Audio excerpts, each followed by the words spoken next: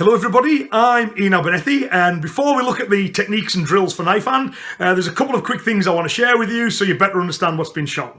The first thing that you need to be clear on is the video you're about to see is a summary video. I was teaching a 2-day event in Scotland at various points throughout the day. I got people to grab their phones.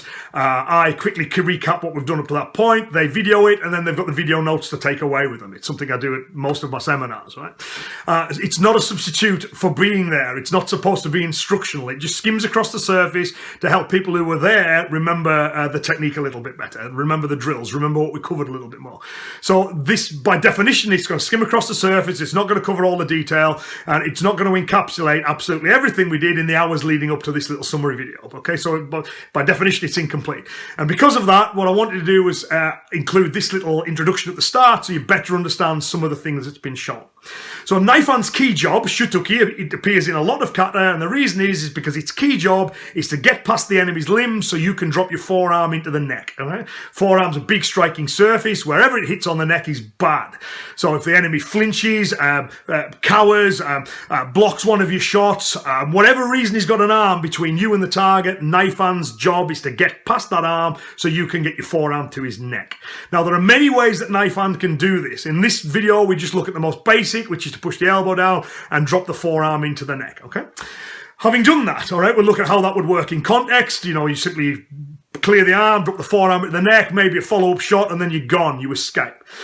But the point of the video, the main point is, it's to look beyond that and see the lesson plan that the kata constructs for us. Kata are not just a random collection of techniques. So if you look at the way that knife hand is taught in katas like Pinan Shodan, Heian Nidan, Kosoken, Kanku-Dai, Kushanku, we have 3 going straight forwards, and then we have 4 done at angles. That's not an accident. For the 3 going forwards, one of the key reasons why things are in 3s is the kata is not showing you 3 techniques. What it's showing you is 2 transitions. Left to right, right to left. For that to happen, you only need 1 right. And as you'll see when you see the video, the reason for that is if I clear the limb and the enemy one puts another one in the way, then I can also use knife hand to get past that secondary limb as well. So you do the first one, it doesn't work, you float to the second one. If that one on that side hasn't worked, you float to the third one. So you'll see how that works, okay? So the reason things are in 3s is because it's showing you how to move from left to right and from right to left, okay? Put them together, you've got 3 techniques.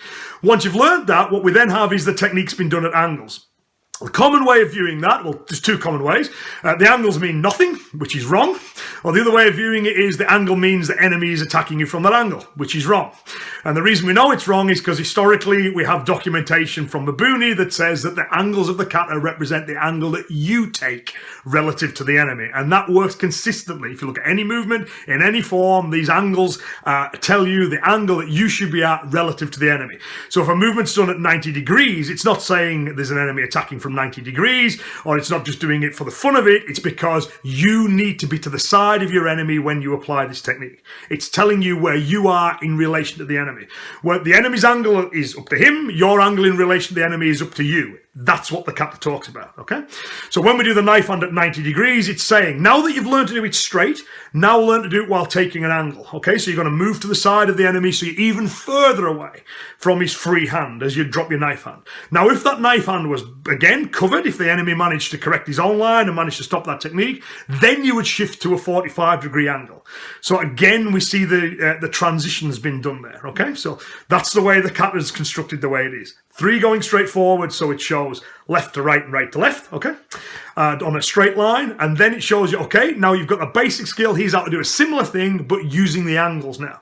So there's a lesson plan there. So I hope with this little introduction, I hope it makes more sense for you, and I'll now let you watch the actual techniques and the drills themselves, okay?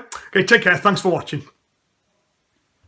Okay, so this is our summary of our knife hand drills. So we've got saying the general idea of the shuto-uke is to get past the limb towards the target, right?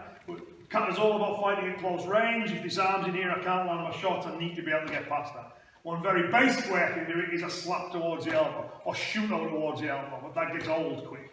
So in practice, we just press it. It turns the body a little bit, so his angle's now slightly off, exposes the head, and I can drop them straight with my forearm here.